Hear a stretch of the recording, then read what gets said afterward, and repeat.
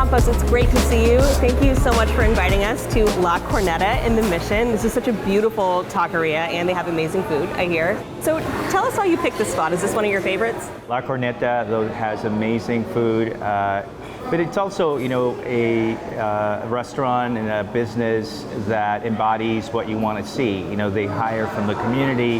They have a strong presence in the community. They're very active and engaged, and that's really at the heart of what makes this neighborhood, the Mission, so vibrant. That you have people, businesses included, that are really, connected and committed to the neighborhood. Now, at this point, you have quite a resume in San Francisco politics and government. You were on the Board of Supervisors starting in 2008. You had a stint at the City Attorney's Office. You had a stint down in Santa Clara, is that right, working in a government role. You've chaired and vice chaired the DCCC, our local San Francisco Democratic Party. Why Assembly? What interests you about the job now? For me, my involvement in government is very personal. As I said, I was brought to this country as a dreamer before the concept existed. I came here as an undocumented youth, and we came here with nothing. And this is a country that has given me and my family so much. And so for me, being involved in government is about service. And with respect to the Assembly, I think that San Francisco, the country actually, is at a critical crossroads. We just went through a once in 100 years pandemic. Everyone suffered in that pandemic, but there are some people who suffered the most. And San Francisco, arguably the wealthiest city in the country, has seen many people that have not really been able to move, to come out in strong footing from the pandemic. There are people who have suffered more, and those are mostly communities of color. In the end, that's really why I'm running, because I believe that to have that equitable recovery in San Francisco, in California, you need someone who comes from one of those communities, of color that has been impacted so disproportionately, to be a voice in Sacramento. So I'm glad you mentioned that. In the city, we are at this really critical and really unique moment, and it does feel like there's kind of a lot of dissatisfaction with the way things are going in the city. We have 2 recall efforts in the works. Polls show that the large majority of people feel the city is headed in the wrong direction. And a skeptic might look at your resume and say, David's been around for a while, why isn't it time for some fresh leadership? What would you say to someone like that? Well, I think that if you look at my record, I have always been fighting to make change happen.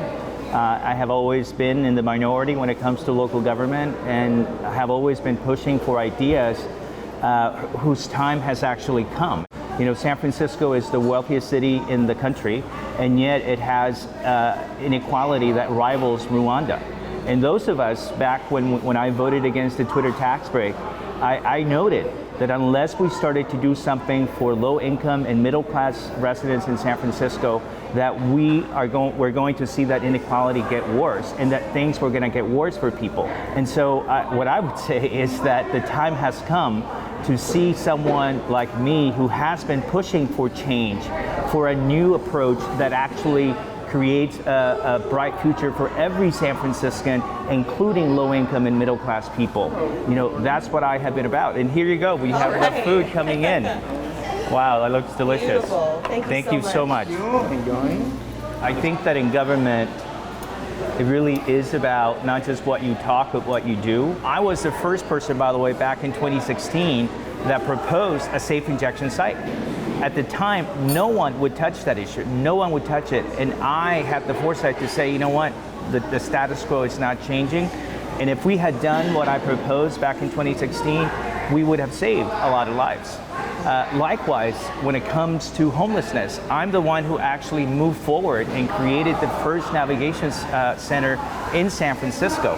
And in fact, it was so successful that a lot of the skeptics realized that we needed to have housing and connect people to services. So I think that people who look at my track record and who look at what I have been advocating would say it's time to give this individual the opportunity to lead, especially to lead at the state level, because the issues that we're talking about require state intervention. What's your hope for San Francisco in the years to come? My hope is that San Francisco can be more equitable, that the prosperity that has made San Francisco the wealthiest city in the country can be a prosperity that can be shared with others, and that it doesn't leave out the communities, the neighborhoods that have been left out for so long.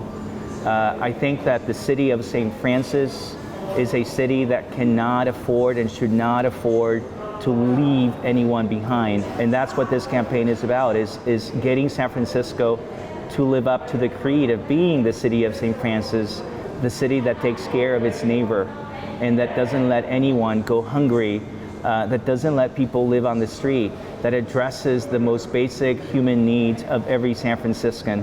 That's my hope for the future.